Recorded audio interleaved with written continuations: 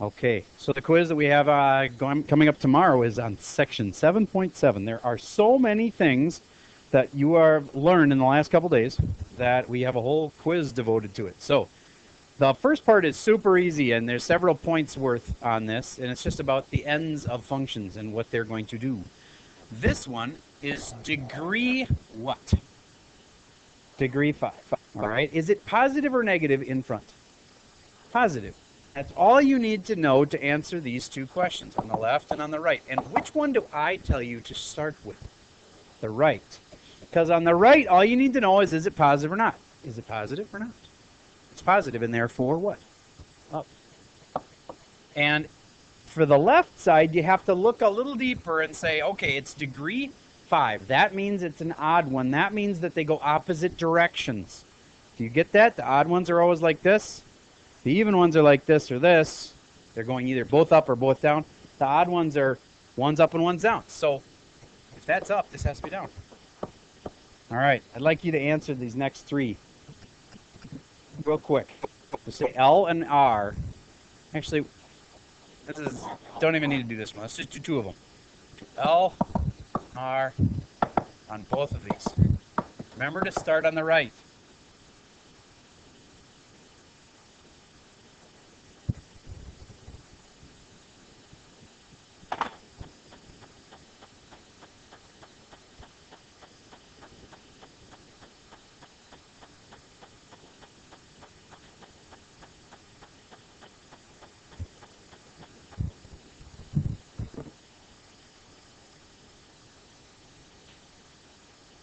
Please write down the L and the R on your sheet along with your F.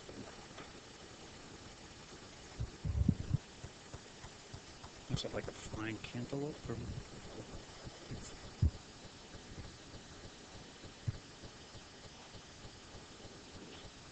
All right, if you start on the right, all I need to know to answer this is it positive or negative in front? But there's a catch on this one.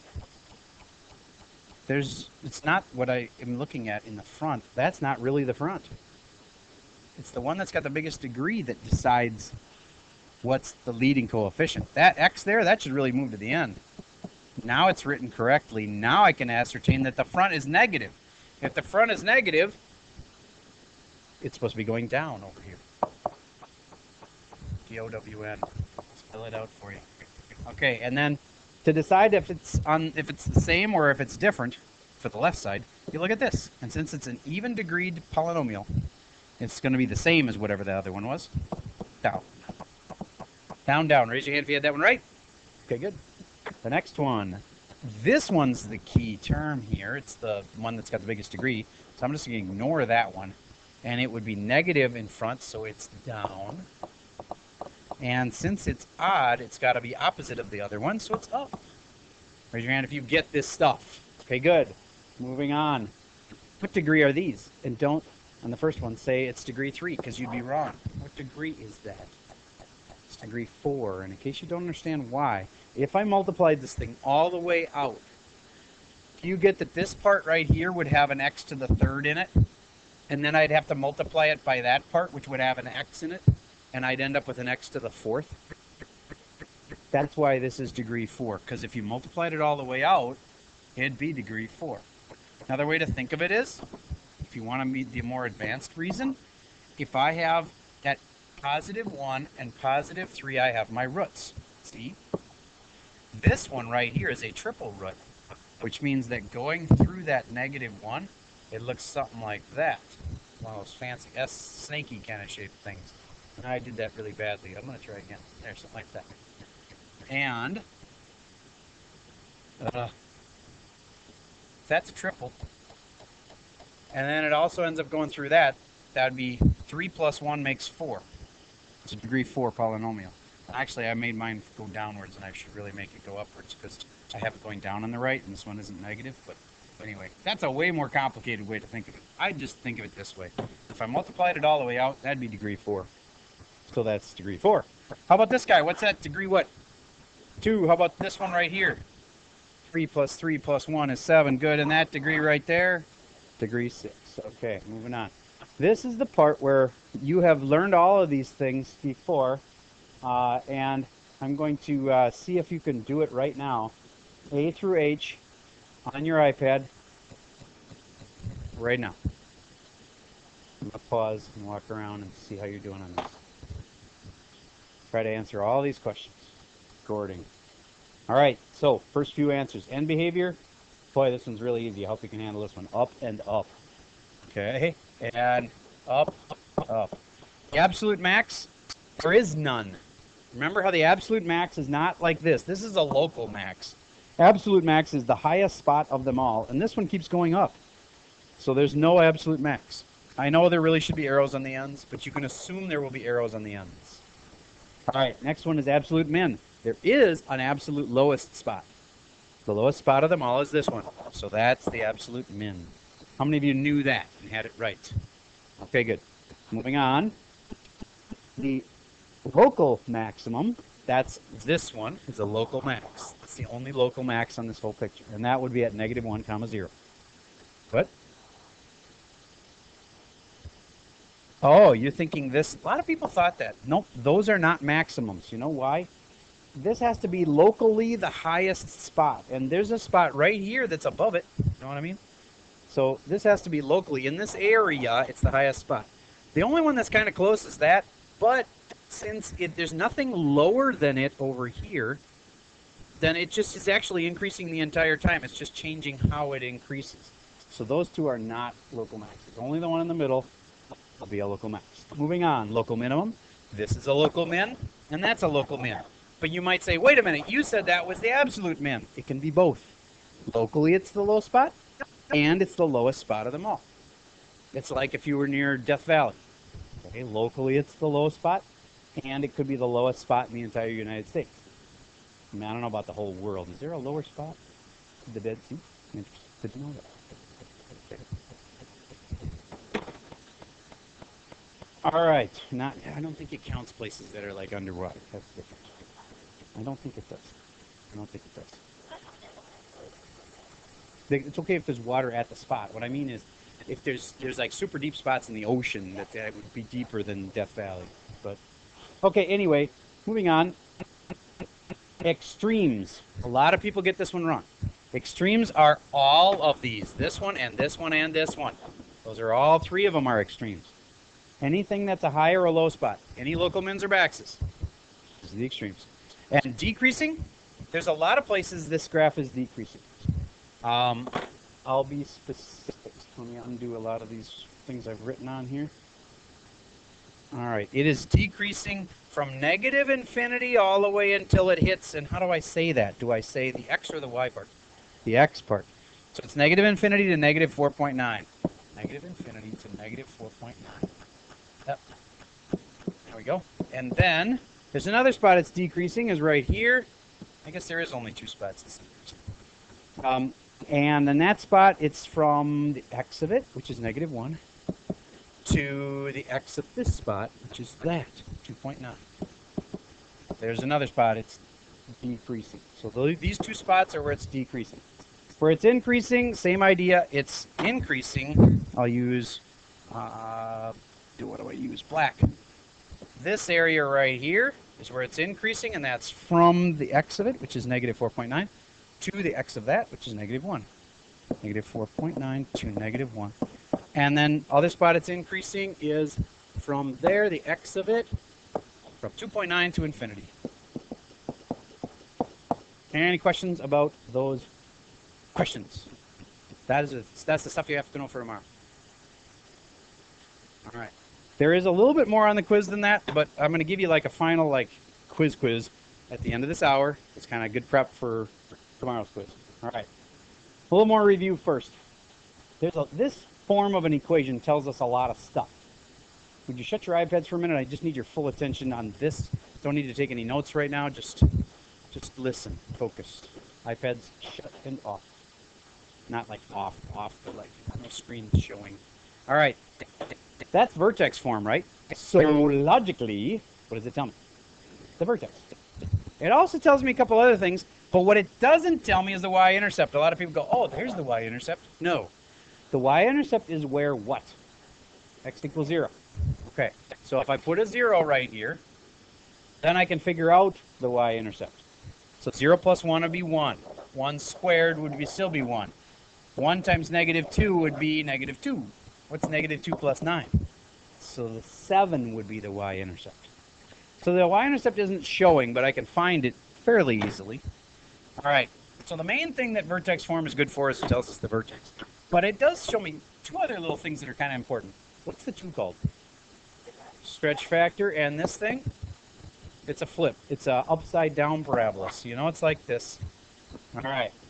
This kind of form for an equation is called factored form. It tells us something really important.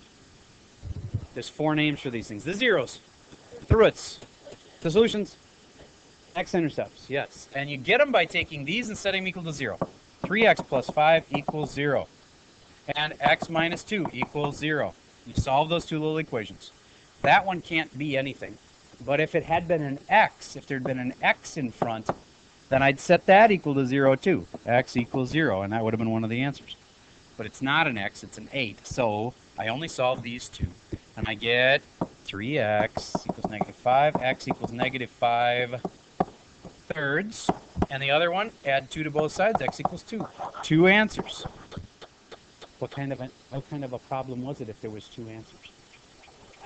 Starts with the Q. It's a positive what? This is a positive root, yes, but what I'm trying to say is this whole thing was called a something. A quadratic, yes. You called like 5 things. Anyway, next one. There's the x equals negative b plus or minus square root b squared minus 4 is equal over 2a. And that tells you the roots, the zeros, etc. And this was a good time to use it because your answer is going to come out imaginary. And the only way you can get answers that are imaginary is with the quadratic formula. Would you please use the quadratic formula right now and figure out what the simplified answer for this one would be?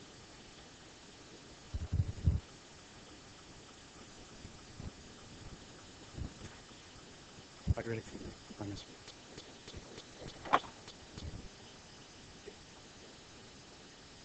Here we go. Negative b would be negative negative 3 plus or minus the square root. Yes, it's positive 3. Of b squared is 9 minus 4 times a times c all over 2a, which would be 2. And the a is 1 and the c is 6. I always do this part carefully because that's where many, many people screw up. Final answer underneath there is 9 minus 24, which would be negative 15, right? All right. So if I say 3 plus or minus square root of negative 15 all over 2, I get it marked wrong. Why? Can't leave what?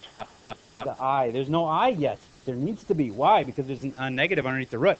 So I need to get that I out of there, put this be a 15 and put an I right there. There should be no negatives in your negative roots in your answer. Okay, so 3 plus or minus I root 15 all over 2. Raise your hand if you had it right. All right, that was one of the toughest ones. Did only have half the class get it right. I bet a lot of people messed up underneath the root. Anybody brave enough to say that they made a mistake underneath the root? Okay, thank you. That is a common mistake. All right, your homework will be that, 7.7. But before we get to that homework review worksheet, I want to give you a little practice quiz. So I'm going to put up a little practice quiz for you. That's not it. Let's try to find it. Okay, I'm going to pause. All right, this will give you an idea of how ready you are for the quiz tomorrow. It does not cover everything, but it is pretty good. It's 10 questions. There's mostly about that red function on the right. So the last question, number 10, has its own little problem, the black function there, written as an equation. All right, give it a shot. It's 10 questions. I'm thinking that you should probably be able to do it in about 7-8 minutes. So take this seriously. This is your best way of knowing if you're ready for tomorrow's quiz. Okay, here we go. Answers for this thing. Number 1. On the left side, it's down. On the right side, it's down. That was pretty easy. And yes, there are some that are that easy on the test. Local mins and maxes. What's a local min? That's a local min. What's its point? It's at -1, 0.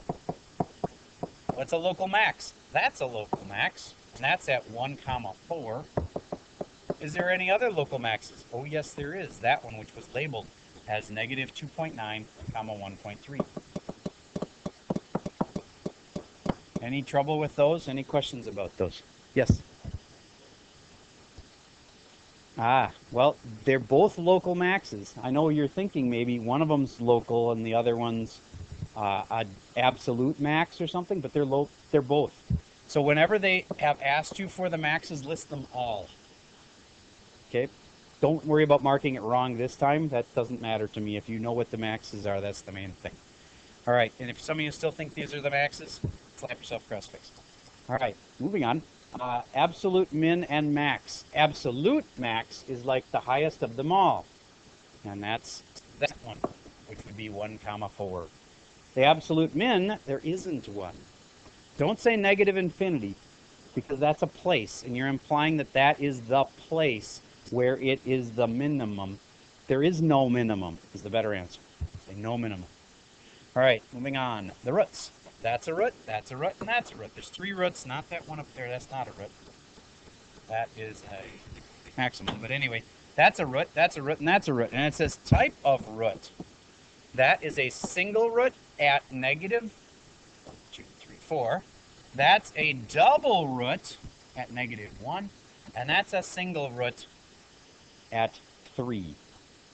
All right, next one. The equation in factored form. Well, you need a little thing for each root. You need a y equals at the beginning to make it an equation. Then the next thing is I'm going to say these 3 spots are negative 4, so I'm going to use x plus 4. Negative 1, so I'm going to use x plus 1. And positive 3, so I'm going to use x minus 3. It's always the opposite of the number you want, because that way if it's a positive 3, it'll make this equal 0.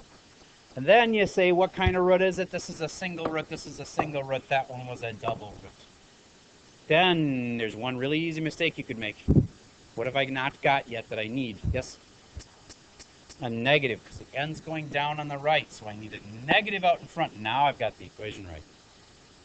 How many forgot the negative? Be honest. All right. How many of you had it right?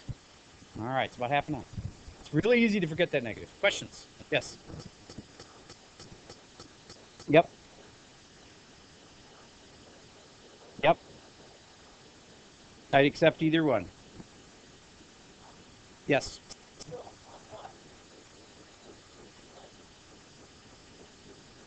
I'm not even there yet. Hold on. Let me get there. Okay. The next one is equation in factor. Oh, that was equation in factor form. The next one is degree of this function. If it's 2 here and 1 here and 1 here, 2 plus 1 makes degree 4. Or more. Remember that or more part? It's degree 4, or it could be degree 6 or degree 8. If you said degree 4, I'll give it to you. But just be aware that on the test, there might be 2 options. Degree 4, and then it could be degree 4 or more, and that would be the better option. Okay, because it can be more than the degree 4. Why? Because it could be imaginary roots we can't see. So it's at least degree 4. It might be more. All right, next thing. Increasing interval. There are we talking about intervals now. Do you have a question about those intervals you want to ask me?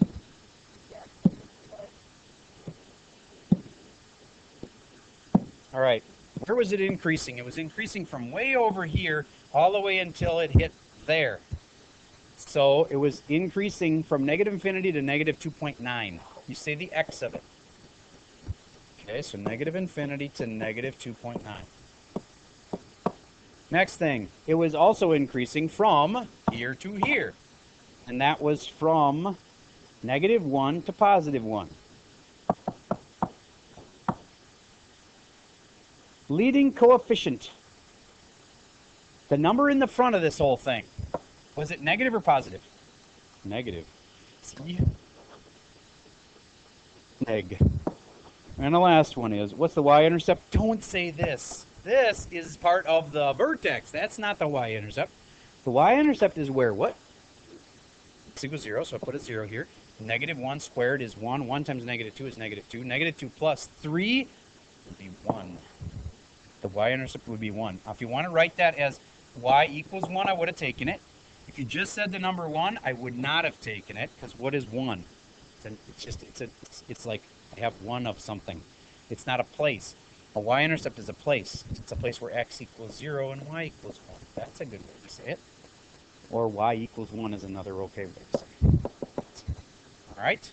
There you go. Judging by that, how many of you are predicting an A for yourself tomorrow? How about A minus B plus for yourself tomorrow? All right. Now, if you feel like you're not predicting either one of those for tomorrow, study. You got time. Okay? And one of the best things you can do is do your homework and check it. Okay?